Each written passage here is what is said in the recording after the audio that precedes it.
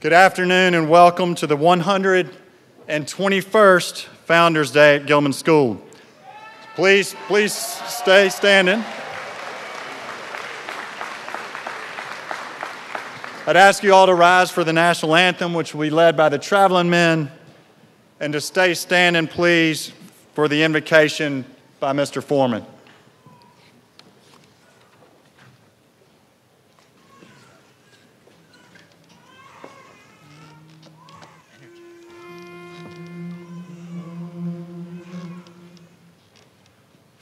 Oh, say, can you see by the dawn's early light what so proudly we hailed at the twilight's last gleaming, whose broad stripes and bright stars through the perilous fight o'er the ramparts we watched were so gallantly streaming, and the rocket's red glare, the bombs bursting in air, gave proof through the night that our flag was still there. Oh, say, does that star-spangled banner yet wave o'er the land of the free and the home of the brave?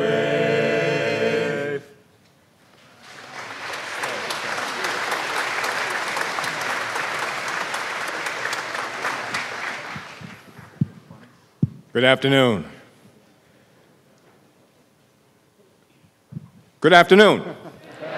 Yeah, we're here to celebrate, am I correct? Well, I'll say it again. Good afternoon. That's better. That's better. Will you pray with me? Oh God of ages past, we first would like to thank you for allowing us to see another day. It's a blessing, and we would just like to say thank you. Then, oh God, you brought us here for a celebration where we can witness and observe the graduation of these young men, and it's a day of jubilation. Jubilation of another class reaching a milestone, the class of 2018. We ask that you bless this celebration and all of its proceedings. We would then be ever mindful to give your name the praise and the honor it deserves. And we all say, amen. Please be seated.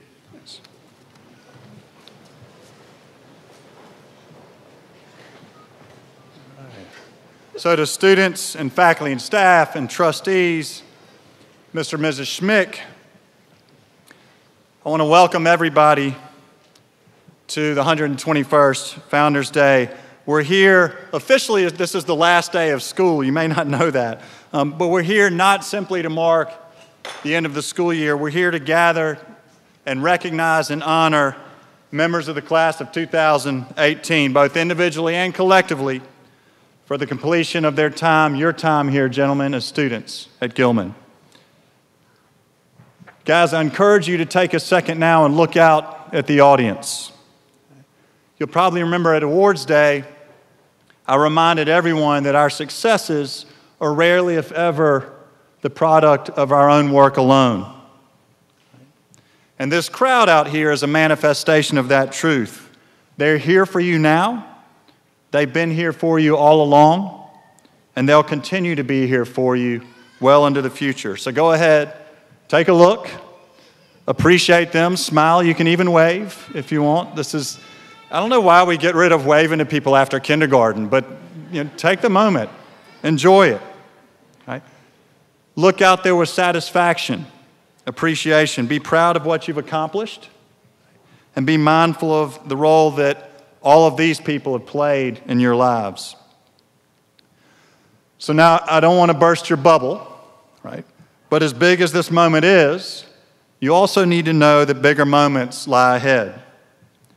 So as proud and as excited as you may be right now, I can guarantee you that there are people out here who are even prouder. Even if they might be a little bit shocked, right, that you got here, right? They are prouder. Right? And that pride proves my point, because you too will experience greater joys than you have to date. Most likely you'll also experience deeper sorrows. But either way, you're going to have your Gilman experience and your Gilman brothers to support you. So what we celebrate today is not just what you've accomplished so far in life, but that you're ready for the road ahead. At the beginning of the year, I spoke to the school community about historian David McCullough's 1994 graduation address at Union College. McCullough spoke of the turbulent world in those days and the world out into which those students were about to venture. Turbulence that prompted much collective soul searching. And here's what he said. We find ourselves worrying and taking stock as a nation in ways we've not before. Who are we? What do we want? Which way forward? And what are our values? Is it only by our possessions that we wish to be known? Does what we have matter more to us than what we do? McCullough's response to his own questions was one of optimistic faith in the unifying power of the human spirit, one he would also call the American spirit. Here's how he responded. No, I don't think so. I think what most of us want, as most people everywhere want more than anything, is to be useful. This, and to feel we belong to something larger than ourselves. What is needed now, especially in this momentous change of scenes in world history, is a common understanding of what that larger something can be. So according to McCullough, Americans want what most people want, to feel like we are being useful. McCullough claimed to be speaking on behalf of most of us, and I believe he was. In fact, just yesterday, the universal nature of this need to be useful was affirmed not once, but twice. In his baccalaureate address to you, Mr. Beatty spoke of his own realization that success in life is defined by being of value to family and of value to others. Also in the baccalaureate service, the Carl Sandburg poem that Piper read calls on us to, quote, get dirty and be actually useful every once in a while, if not twice. Clearly, this desire to be of use is a shared one. So how do we be useful? How can we be of value? First, we must be able to see the world around us. When we see the world around us, we can see whom or what we might be able to serve. We must also be able to identify what the world around us needs, an ability that I believe is strengthened when our lens is shaped by universal values. And this is what David McCullough was talking about when he spoke of the need to define our national ambition. What is it that we're about as individuals, as communities, as a nation, as a world? This common purpose allows us to recognize needs more clearly. And then finally, when we know what needs to be done, we must tap into our own talents in order to do it. Each of us possesses gifts to share. Each of us has value to add. And to borrow from David's reading yesterday, as well as from our motto, each of us has a light to shine. So, gentlemen, Gilman has helped you to hone your individual gifts, some of which you knew you had when you arrived, and some of which you discovered while you were here. We've asked you to pursue excellence, but we've also asked you to act honorably, to have integrity, to demonstrate respect, to practice humility. Ability alone is one thing. It can give you some level of satisfaction, no doubt. It can lead to some level of success, no doubt. But when talent is paired with character, when gifts are shared with others, then ability is an altogether more powerful force. And so a quick and maybe even if imperfect example from yesterday.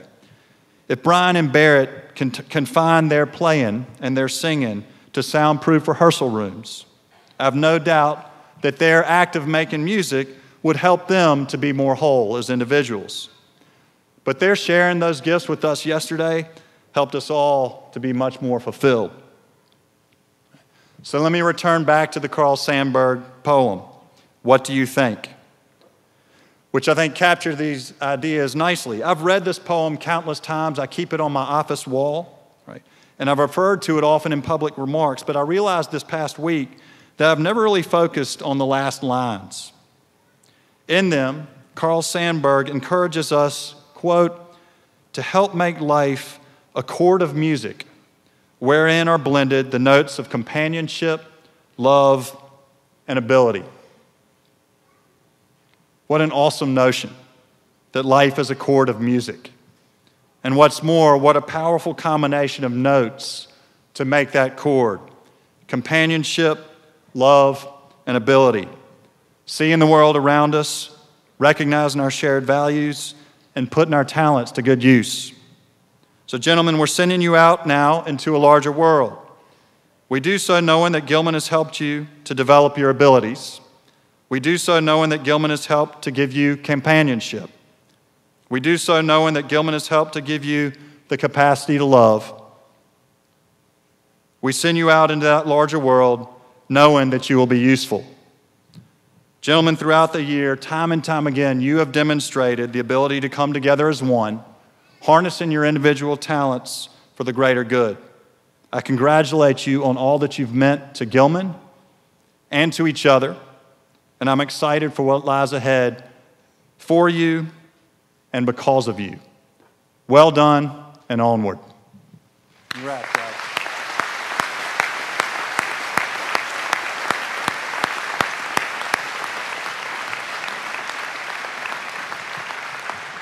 So as is tradition, it gives me a great pleasure to introduce this year's valedictorian who will address everyone, Matthew Zuen Mu. Matthew.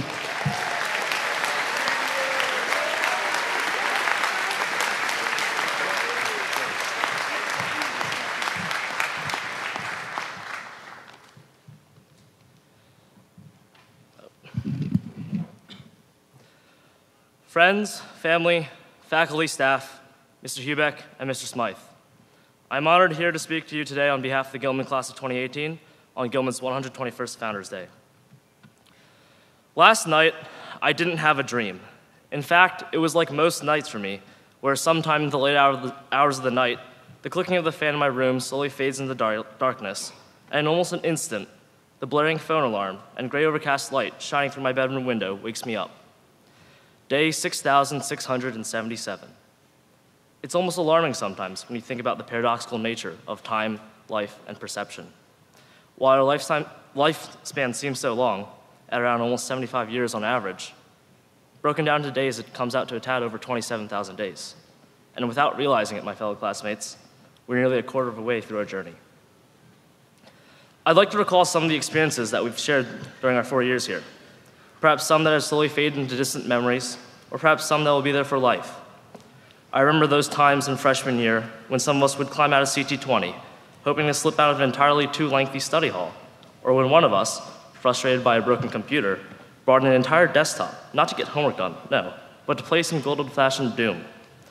In sophomore year, we remember earning an extra +3 luck on our final exam thanks to those tiny, fearsome tardigrades.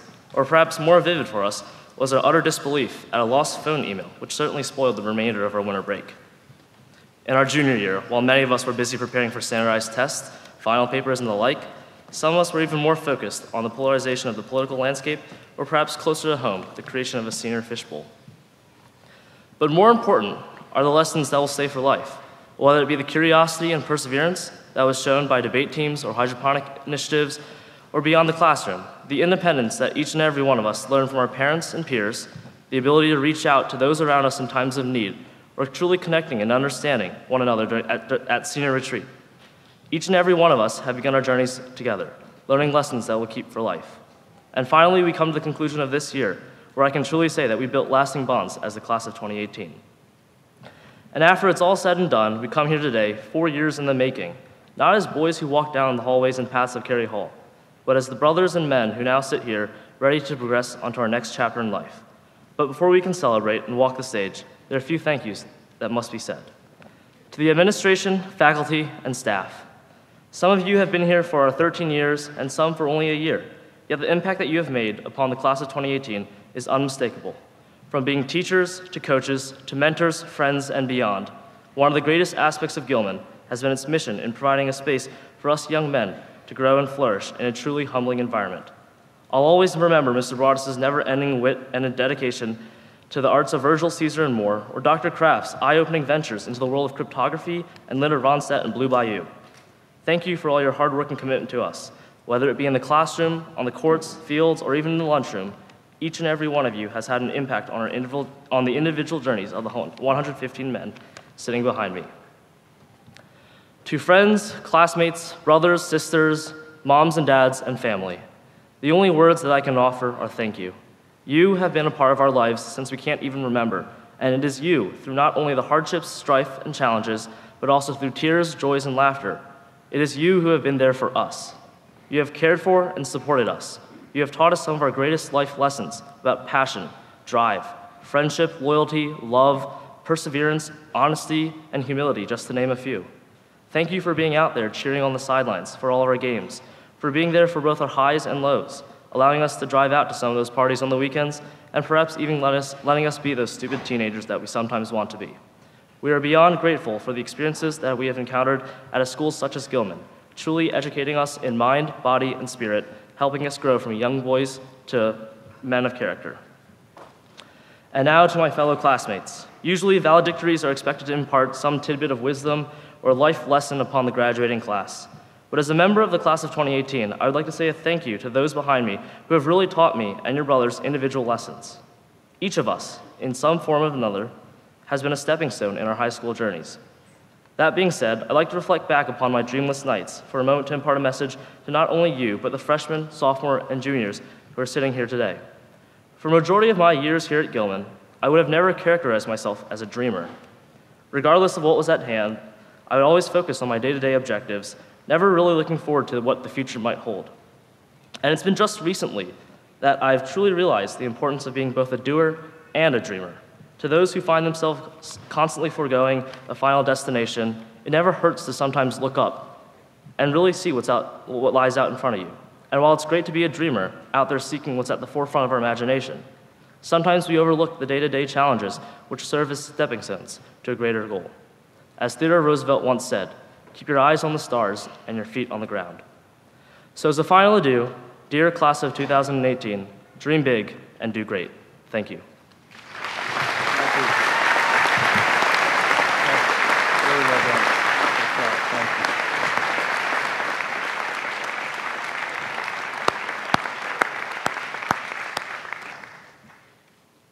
Thank you, Matthew. At this time each year, we're fortunate to be able to present a series of awards to students and faculty, and the names of the recipients of the prizes are listed in the Gilman News, which will be available after the ceremony. And I want to thank everyone who makes these awards possible, and the citations and the names that are associated with the awards as well. First, for some student awards, the William S. Thomas Scholarship Prizes for Highest Scholarship, emblematic of the first academic ranking in each class, have been provided by the will of Mr. William S. Thomas. So in your program are listed the names of the people in whose honor these prizes are given. And what I'd ask is that the following gentlemen come down, and if everyone could hold their applause until I'm finished reading all the names, come forward and receive your awards as top scholars in each of the classes. For the 9th grade, Heath Spencer Otenesek. For the 10th grade, Justin Bai. For the 11th grade, although he's not here, Noah Alexander June. And in the 12th grade, for senior year, Michael Bradford Johnston. And then finally, the valedictorian for all 4 years, Matthew Zawin Moo. Gentlemen, come forward, please.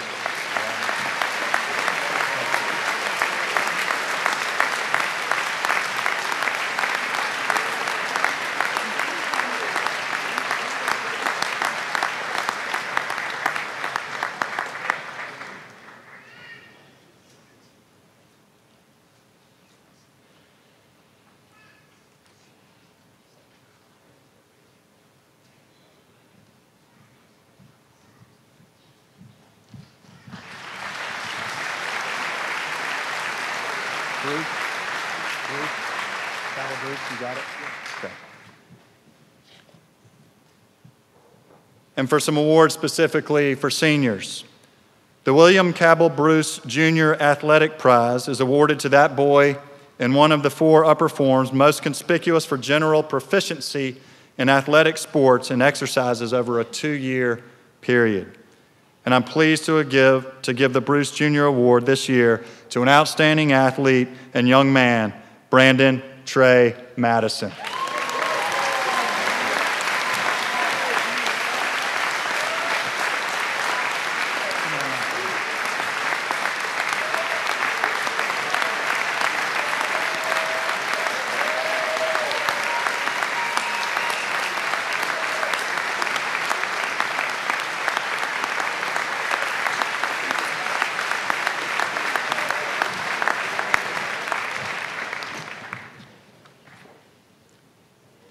The Edward Fenimore Award is presented to that senior whose Gilman career has been marked by extraordinary courage, determination, perseverance, and accomplishment.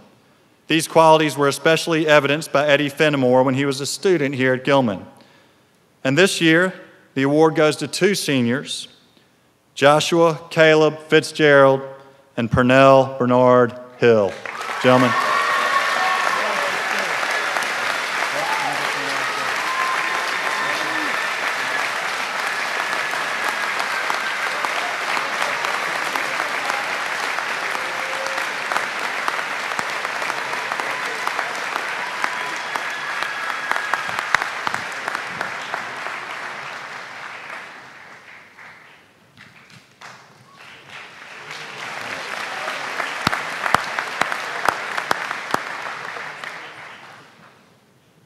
The Peter Parrot Blanchard Award goes to that boy who, by his cheerful helpfulness, in many ways has contributed greatly to the successful and pleasant life of the school. The award always goes to a student who is considered especially helpful and sensitive to the needs of others.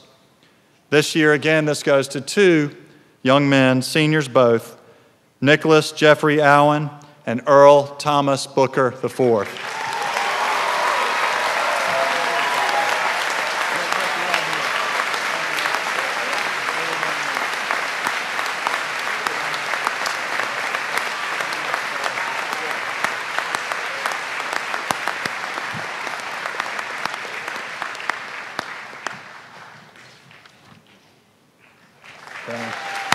Well done.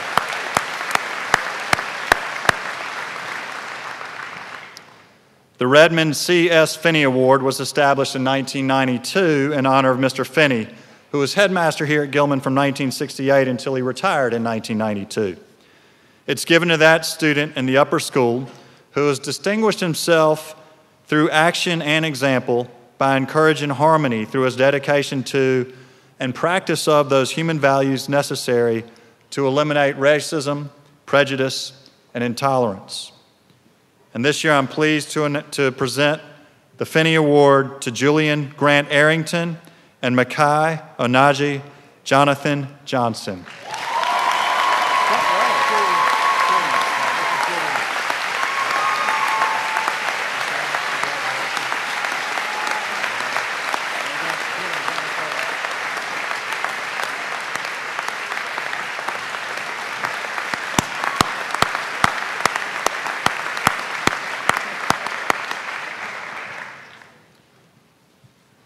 The Daniel Baker Jr. Memorial Award is given to a member of the graduating class who, through thoughtfulness and by reason of his life and character, has contributed to the general welfare of his fellow man.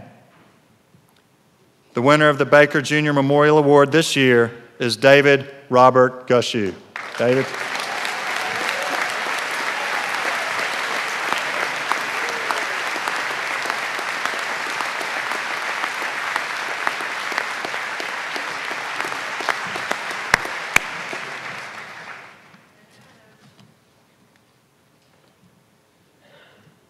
And the William A. Fisher Medallion is awarded on the basis of scholarship, leadership, and character to a boy of high scholastic standing who, in the opinion of the faculty, has rendered the highest service to the school.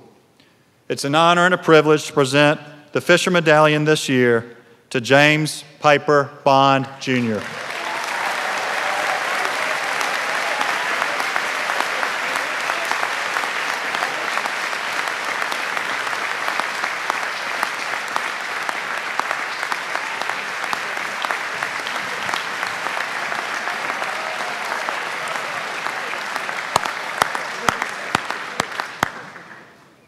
If we could give one more round of applause to all of our students, thank you.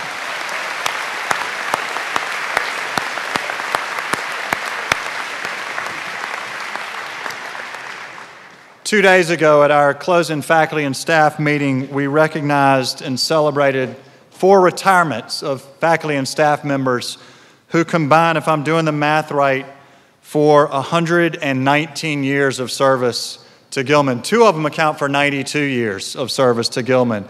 And I'd like just to acknowledge them here now so that we can recognize them.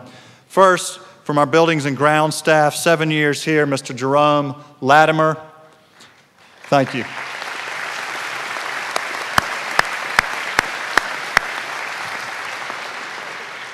And then from the faculty, after 20 years and 39 total in teaching, Ms. Pamela F. Abruzzo.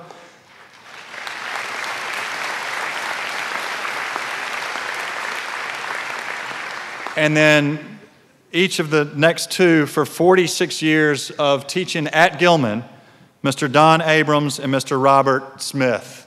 Congratulations.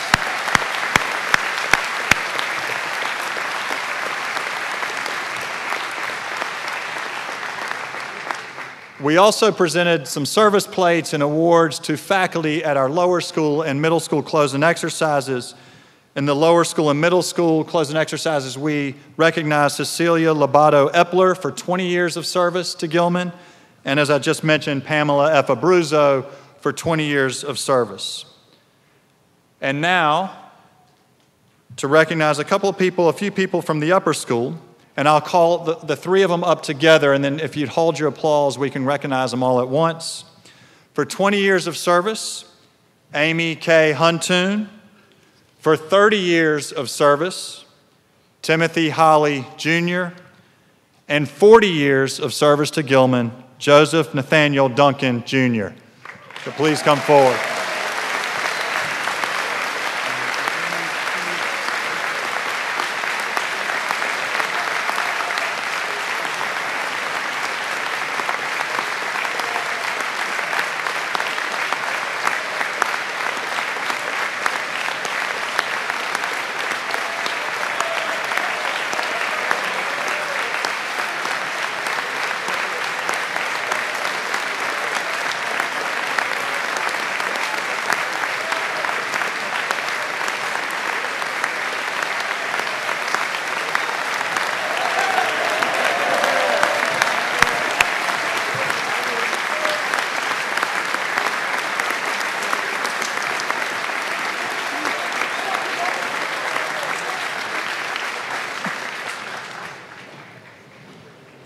Mr. Duncan, I'm not even sure people know that you're 40 years old.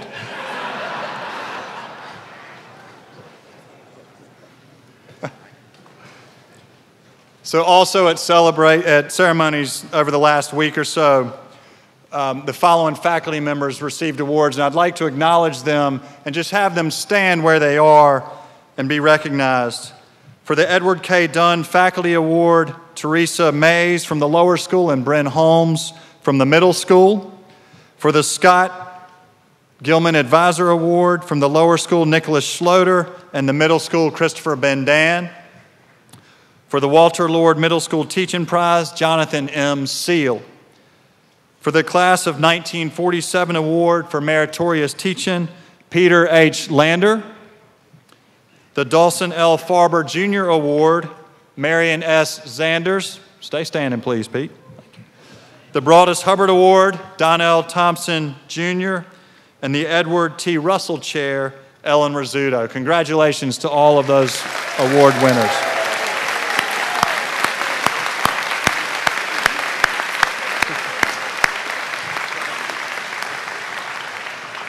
And we like to award or give some recognition and awards to upper school teachers in this ceremony as well.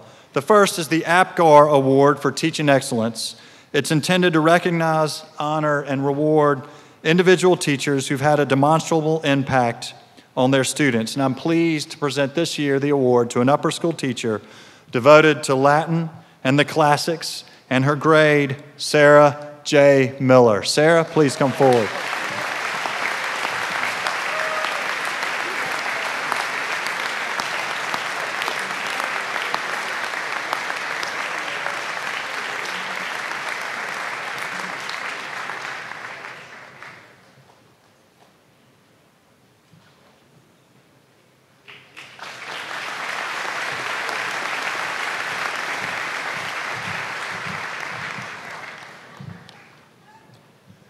The Gilman Advisor Award was established by Mr. and Mrs. Stephen T. Scott, and the purpose of the award is to recognize faculty members who excel in the area of counseling and advising.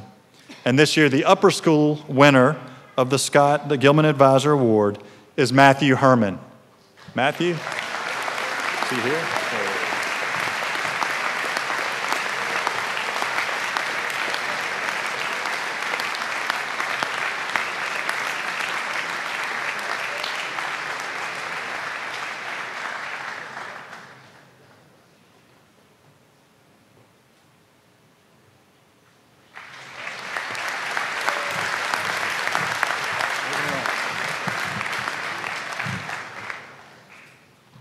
The Edward K. Dunn Faculty Award recognizes teachers who make an exceptional contribution to the development of the character of students.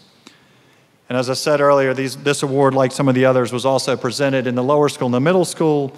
And this year's upper school recipient of the Dunn Faculty Award is Matthew Baum. Matt?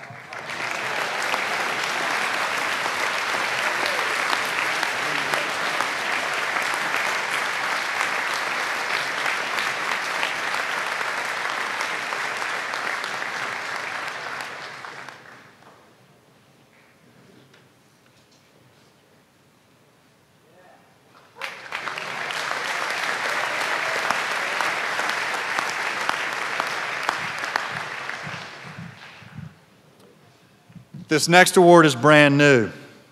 It's the Robert F. Greenhill Class of '54 and Gail G. Greenhill, Ruth W. Williams Distinguished Teaching Chair for Mathematics.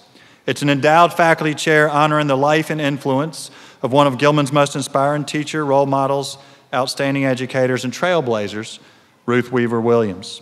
The chair honors an experienced faculty member in the math department who emulates the same qualities as the chair's namesake: teaching acumen, scholarship, and deep dedication to students both in and out of the classroom.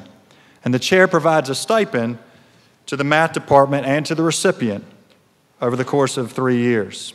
And this year, I'm very pleased to present the first ever award to Donald F. Rogers, Jr. Don.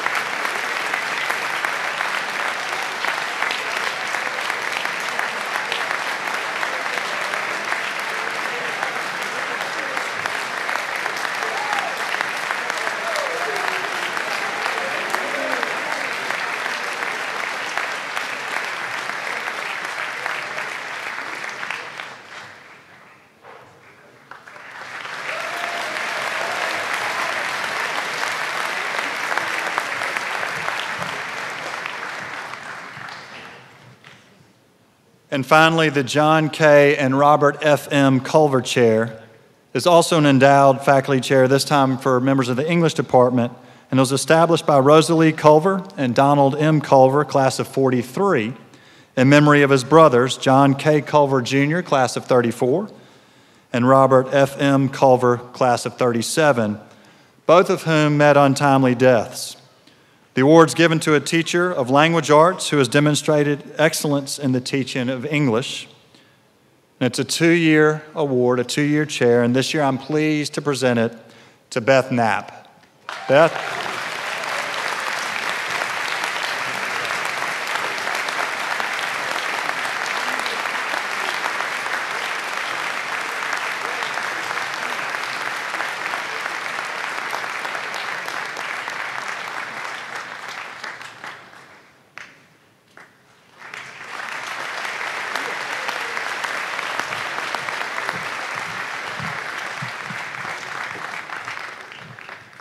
So once again, congratulations to all of our award winners. Well done.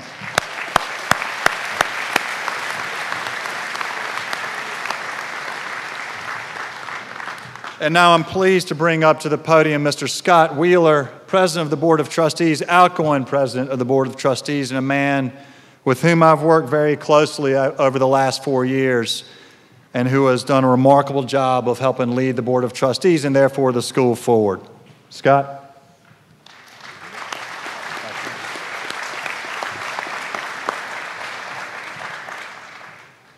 So, good afternoon. Headmaster Smythe, President-elect Fetting, members of the Board of Trustees, faculty up top, administration, staff, family and friends, and most importantly, the class of 2018. It's an honor to speak with the Gilman community on this important day. Gentlemen, you will officially join an esteemed group of men, those that have had the privilege of a Gilman education. Whether you're a 13-year man, a 4-year man, or a number in between, you have from day one been encouraged by teacher coaches, advisors, parents, grandparents, and friends to discover your inner light and pursue it relentlessly. You've been pushed beyond your comfort zone because achievement and mastery is hard work. You, more than anyone else, understand what it takes to become your best self. It requires determination and persistence. I thought long and hard about the subject of these remarks. Michael Beatty, yes, I did have twists and turns, but I concluded I would start with a question posed by David Brooks, my favorite writer for the New York Times. He asks, should you live your life for your resume or for your eulogy? Brooks posits we spend all of our early years building our resume virtues, academic awards, sports, initial jobs, and more. But as we get older, we start to think more about our eulogy virtues. Are we living a life of meaning and contribution? Would we be described as kind, brave, honest, or loving? Are we leading the good life, as the Greeks would say, or as we would say, a Gilman life of purpose? You will build your virtues in a different world from that of your parents, though a world in part created for you by your parents. In fact, Atlantic Magazine cover story this month argues there's a new American aristocracy, one that represents the top 10% of our society, one that is perpetuated by family background, expectations, and yes, education. The thesis, by dint of your parents and grandparents wanting you to have a better life, they nurtured your character and values. With elite private school education and earned critical thinking skills, also come connections and relationships, the right friends and family acquaintances. The article's premise is provocative and subject to much debate. Yet my life experience says it reflects the current state of the world. Where you go to school is the original social network. So according to The Atlantic, you've all made it. Wendy Wang, Director of Research at the Institute of Family Studies, describes success as simply following the sequence.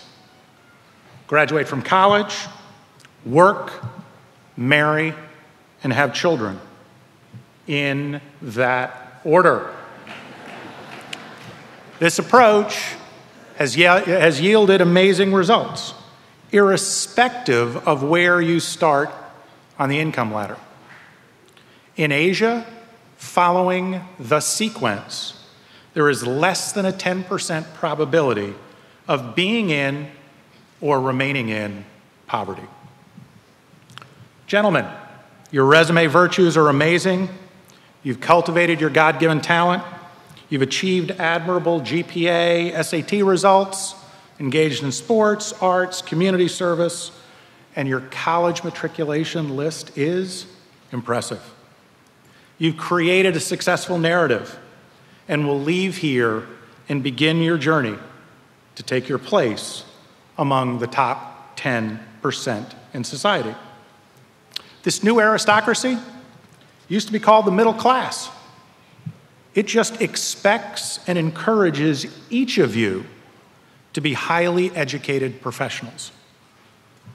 Doctors, lawyers, bankers, consultants, entrepreneurs, teachers, government officials, and artists. You are in a special group. But it also predicts that the apple does not fall far from the tree, for which you should probably thank your parents. For those in the remaining 90%, climbing up 10% is difficult. Yet if this climb, which seems so anti-American dream, was unattainable, I would not be standing before you today. Anyone ever read Horatio Alger's stories? They're legendary. They generally are rags to riches, the essence of the American dream and societal mobility. The stories start with a consistent framework, a material setback in life, the protagonist building character by dealing with adversity, and the intervention of an invisible hand. So, if you're listening to me and worrying that you haven't quite punched your 10% ticket yet, trust me, there's still hope. For here's my story. My father, a banker, died when I was 14 years old. He left me and my family penniless. My mother, a concert pianist, had never worked a day in her life and gave up her light for her children. To support the family, I had to work.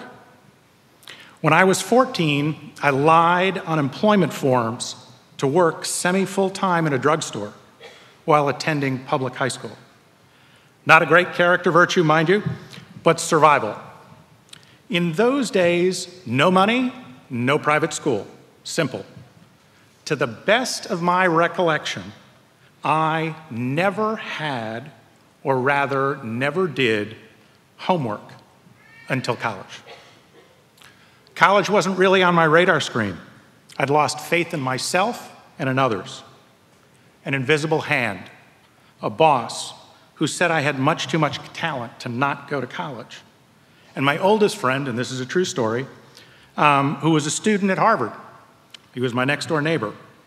He told me, all you need to do is X, Y, and Z, and you can become a banker just like I plan to be. They pushed me and relit my light. Boston College was not Harvard. Wharton came later, but the effort paid off. I certainly was not the smartest, but I was one of the hardest working students. And a handful of years and 100 resumes later, yes, I had 3 offers from Wall Street and 98 rejections. Now, we can count. Yes, I actually got a ding letter, that's what we called them in those days, from a firm that had also on the same day accepted me for a job. You figure. My path is obviously more complicated than I've described, but I think you get the gist. Some combination of fear of God, determination, grit, and embracing Churchill's Harrow School never give up speech is the story of my life. Willing things to succeed and never stopping short of a goal. So, what I'm here to tell you, despite the suggestion of this new aristocracy, the American dream is alive and well. You are the American dream. Anything is truly possible for you. Your talent is essential, and your outcomes will be a function of your own genius, efforts, persistence, and yes, luck. The competition is intense, no doubt about it, and you'll spend the next several years chasing your resume. Be sure, though, to channel your talent so that at some point you have an ability to address those big character eulogy virtues. To paraphrase Michael Beatty yesterday, stop, look, and listen. How do I live a life of meaning and contribution? Are my relationships loving and deep? Am I dependable? Am I sufficiently grateful? How do I define success, and have I achieved it? And what will my legacy be? To me, the legacy part is really the simple one. For we are blessed, and we have an obligation to give back to others in society because we can and we should. We must become to others a visible or invisible hand, inspiring others to light their light. Life is simply larger than each one of us. That is what Gilman men's character is all about. As a community, we have high aspirations and expectations for our alumni. Each of you on this stage holds the potential to become leaders in all facets of the economy, to share your passions and inspire others to their own personal greatness. 3 weeks ago, I asked you to describe Gilman in 3 simple words. What we heard back describes the soul of Gilman, that secret sauce that generations of alumni have known and loved for years. Here are a few of the responses. Learned about myself. Best school ever. A growing experience. Community that thrives. Friendship, respect, humility. My next step.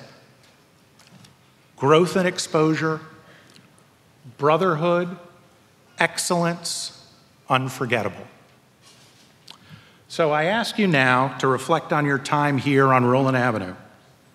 You may not remember every word of every lecture, but you will always remember how your teacher encouraged you. You may not remember every dinner conversation, but you will always remember the love your parents and siblings gave you to push you on. You may not remember exactly why or how your best friends made you laugh, but you will remember they did. And you will always be part of the Gilman Brotherhood. So in a few short weeks, you're going to pack and depart for exceptional colleges and universities across this country. As close as Hopkins and as distant as Stanford, you will carry with you the lessons learned from your teachers, family, and friends. But it's up to you as to how you're going to apply those lessons in a manner befitting a Gilman graduate. So my advice is simple, and I ask you to only remember one of these. Remember the sequence. We generally do things well in progression. It's okay to fail. It puts you one step closer to success. Embrace your fears. You can overcome anything you put your mind to. Be yourself. Always be authentic. Love what you do. It makes things so much easier. And stay positive because it's much better than the alternative. And please remember the gift of your Gilman education and the need for you to continue to make it possible for others. And always keep honor, integrity, respect, humility, and excellence as your lifelong mantra. And one day, you may find yourself in a future audience watching your own son take this same trip around the stage that you will soon travel. Godspeed. I wish for you to experience the same pride and hope for the future we feel for all of you today. Always be Gilman.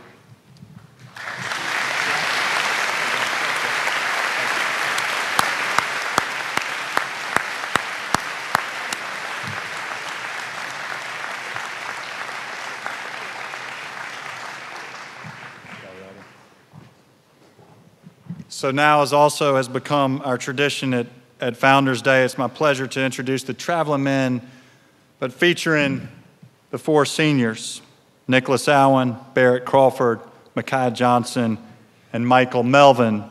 They'll be performing the Parton Song, which is an adaptation of a 17th century traditional Scottish air entitled The Parting Glass.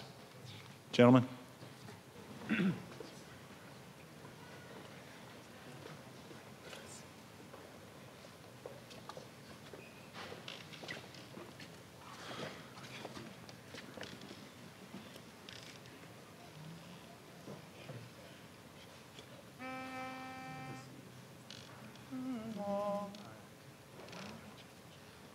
Of all the money that e'er I'd had, I spent it in good company.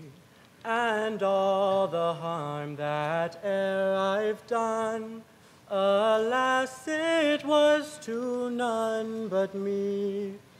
And all I've done, for want of wit, to memory now I can't recall. So fill to me the parting glass. Good night and joy be to you all. So fill to me the parting glass, and drink a health whate'er befalls. Then gently rise and softly call, good night and joy be to you all.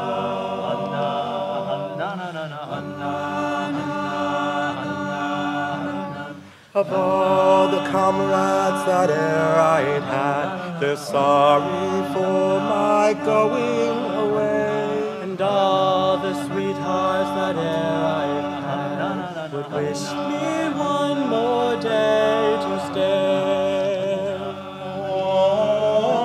And since it falls into my lot that I should rise and you should lie, So I'll gently rise and I'll softly call good night and joy be to you all. Fill to me the parting glass and drink a health whate'er befalls. Then gently rise and softly call good night and joy be to you all. So fill to me the parting glass and drink a health whate'er befalls. Then gently rise and softly call, good night and joy be to you all. Good night and joy be to you all.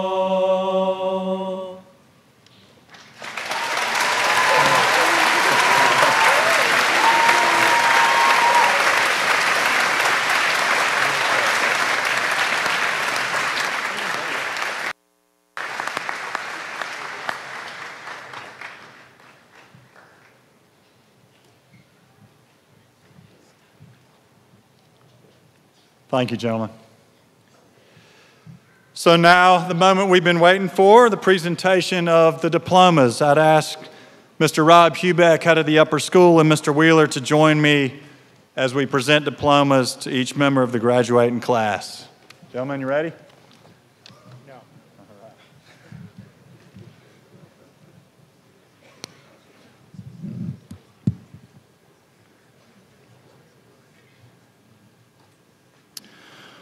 Julian Grant Arrington.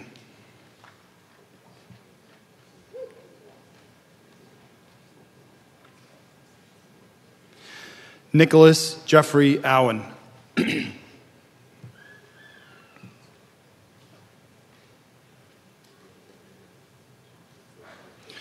Roland Michael Beatty.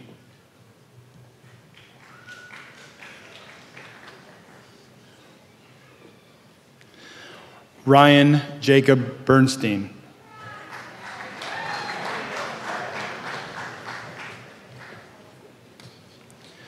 James Piper Bond, Jr.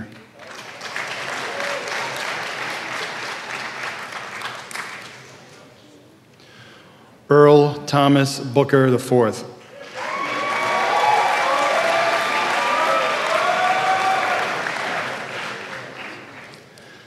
Jack Spencer Bowmaster.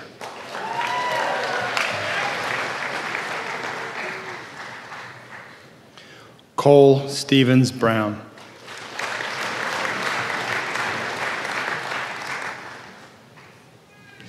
Bryce Allen Bush.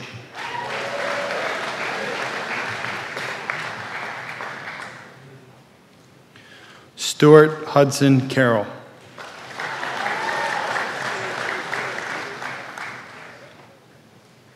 Ian Michael Chalk.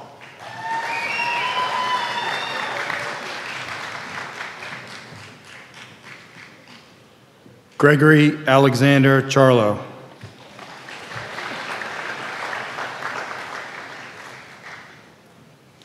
Spencer Anthony Churchill.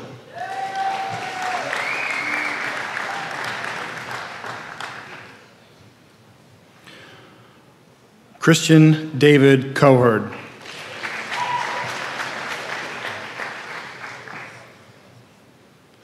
Ethan Jonathan Coherd.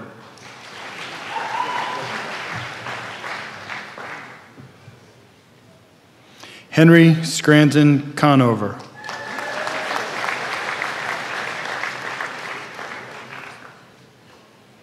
Samuel Michael Casamano.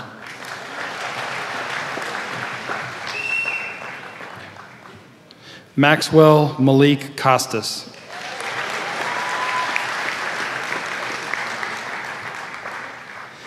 Patrick Ford Crane.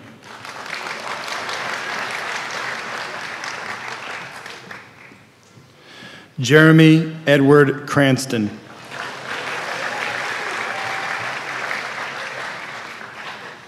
Barrett Thomas Crawford.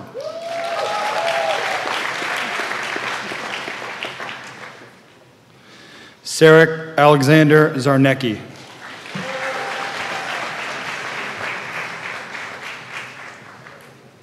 Frank Willard Davis.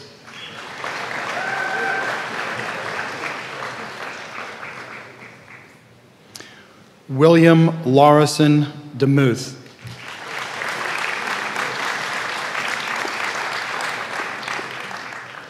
William Francis Dwyer.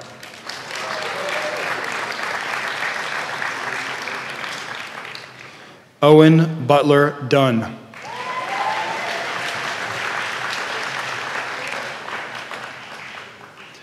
William Colton Edmonds.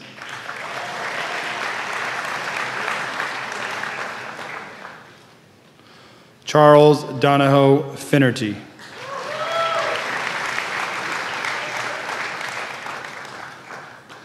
Thomas Gaither Balliere Fini, Jr.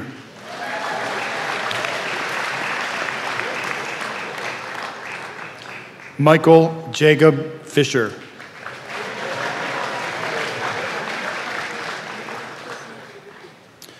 Joshua Caleb Fitzgerald.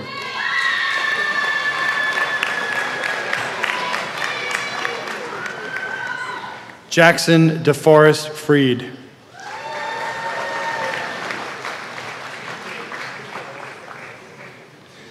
Mason Quinn Freeman.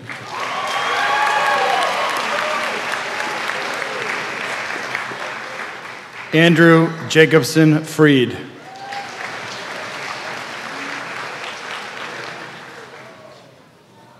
Jairus Jerome Gaines.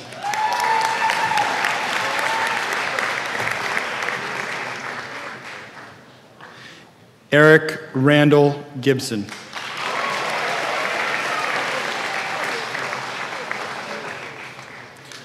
Douglas Munder Godine III.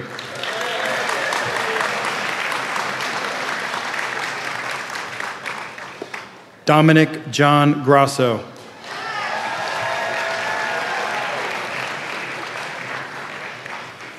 Gustav Allen Golmer.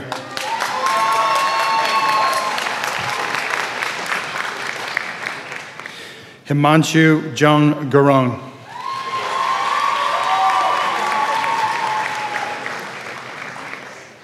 David Robert Gushu.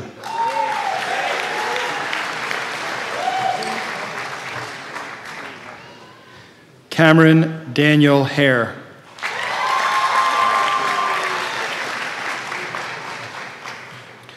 Samuel Wyatt Hales.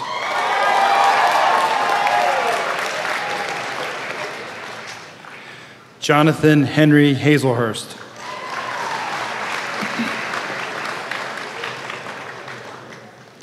Pernell Bernard Hill.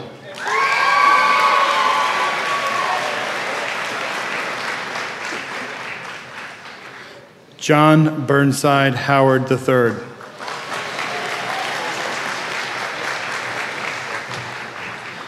Brian Huang.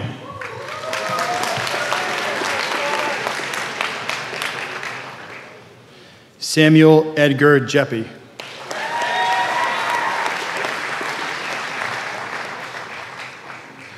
Bowen Jang.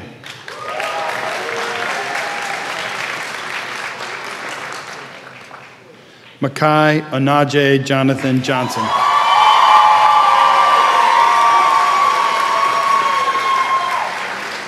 Michael Bradford Johnson.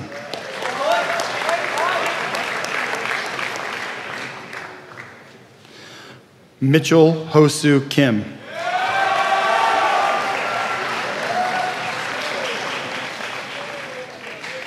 Dennis Ryan Kranovich.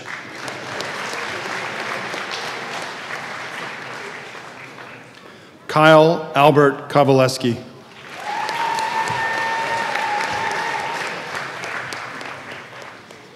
Darian Lanez Lawson.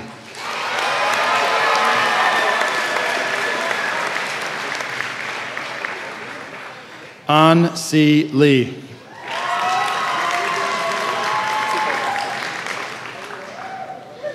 Daniel Way Lowenstein.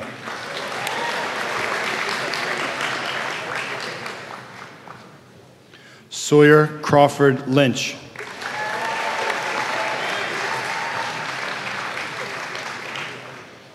Edward Pisano McFarlane.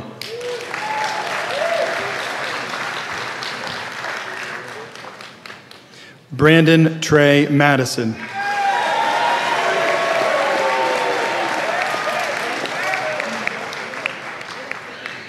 William Constantine Malice.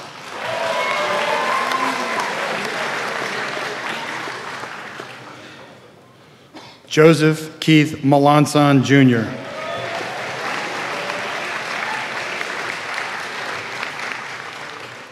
Michael Thomas Melvin Jr.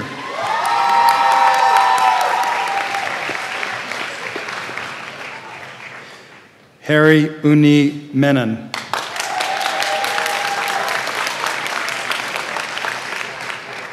Peter Robert Roger Milch.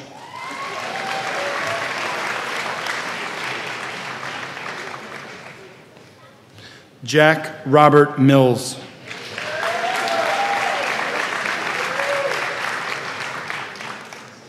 Sean Thomas Mills.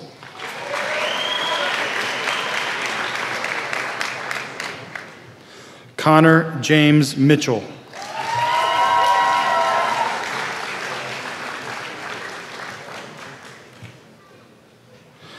John Clace Abraham Moore.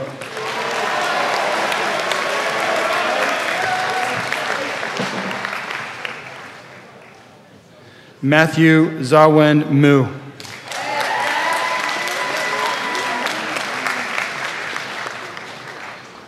William James Conkling Muley.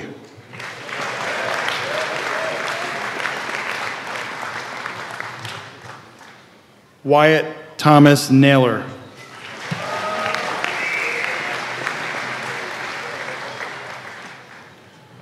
John Henry O'Donovan, Jr.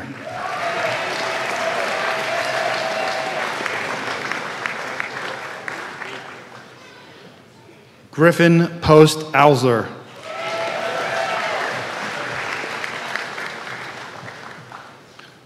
Jules Cornelius Auerkirk, who cannot be here today.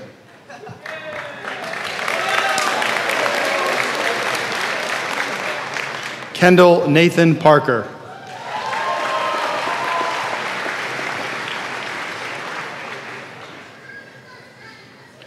Alexander Ellis Pickett.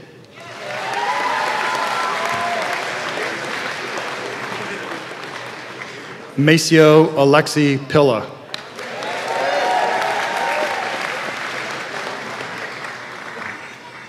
Ayush Pokarel.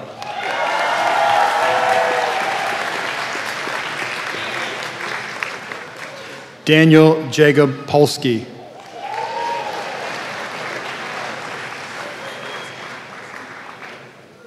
Nicholas Gibo Polydefkis.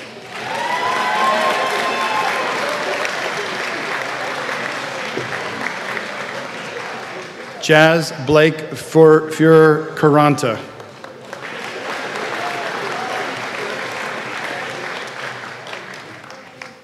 Fernando Joseph Quezado.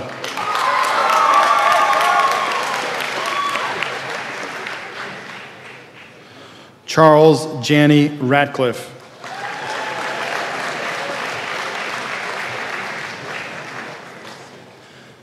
Sami Raza.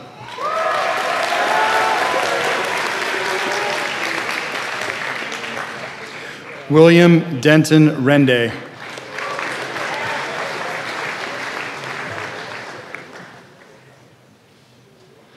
Anthony Michael Rickey, who cannot be here.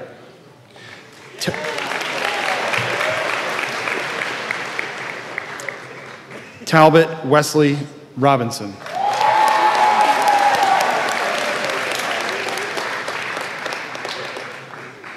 Henry Allen Rosenberg.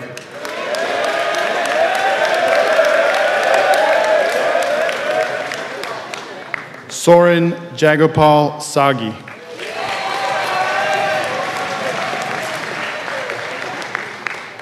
Kieran Gregory Sandy.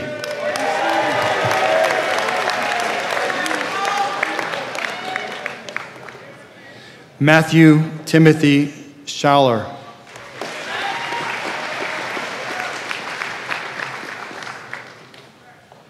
Maxwell Oscar Schnee.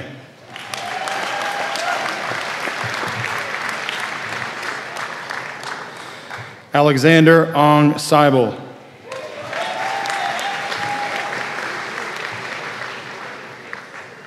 Wyatt Reno Schaefer.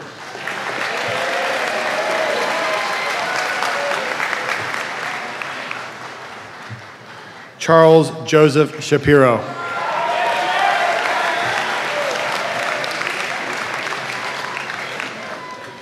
Charles Stephen Shapiro.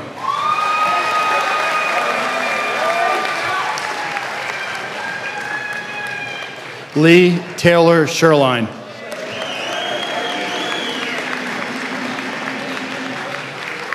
Alexander Martin Sledzinski.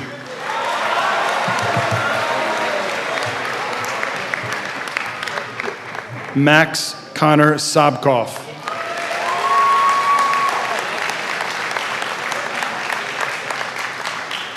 Max Ethan Stern.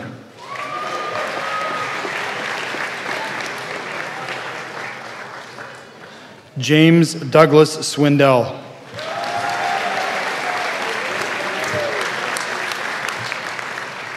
Mason Williams Swindell.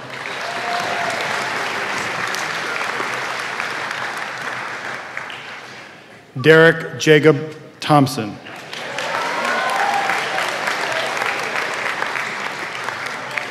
Max Palmer Vondrasek.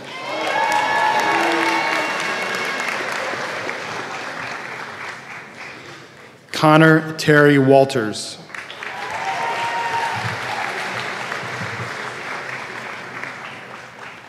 Bryson Alexander Webb.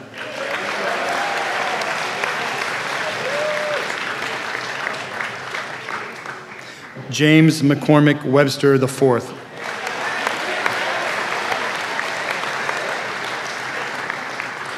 Willem Gerard Westra.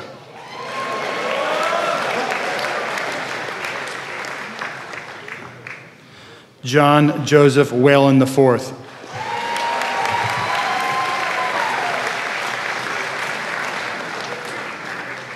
Henry Merritt Wiggin.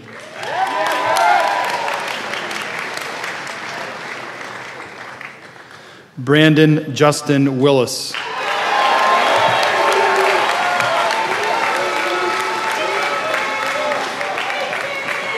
Michael Patrick Willis.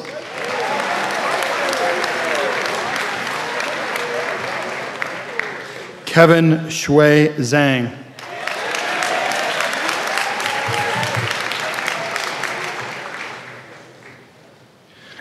Zachary Long Zhao.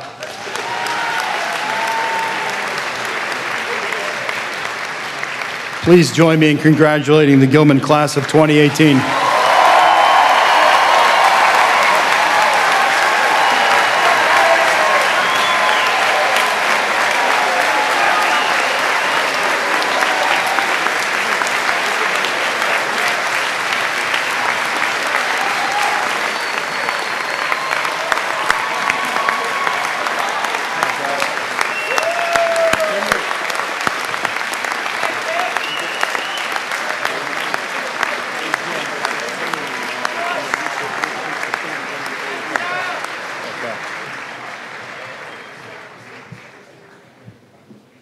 Gentlemen, congratulations one more time.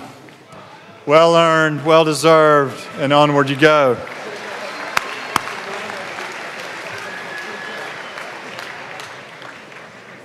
So after the recession, I'm not sure, I think it might be raining outside, which makes our usual gathering outside a little more problematic. So people I think will gather in the old gym and possibly in here as well. We still will have a recessional so we can acknowledge the boys on their way out. The seniors will go first, followed by faculty, trustees, and staff. Before that, however, I'd ask that everyone please rise for the singing of the school hymn, O God, our help in ages past, and remain standing for the benediction. Have a wonderful day, and thank you.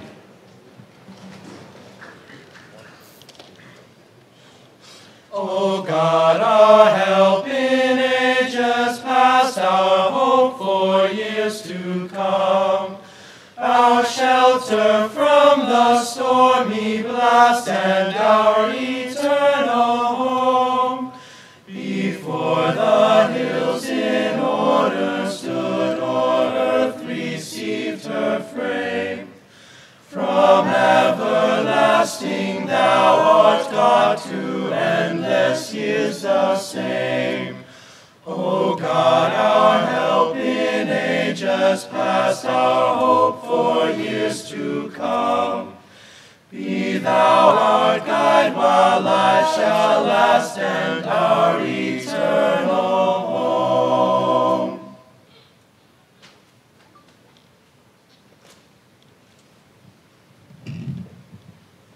Please forgive me if I get a little emotional. This class is a little special to me because of some things we've been able to work with, and they're kind of important to me. I don't want to see them go.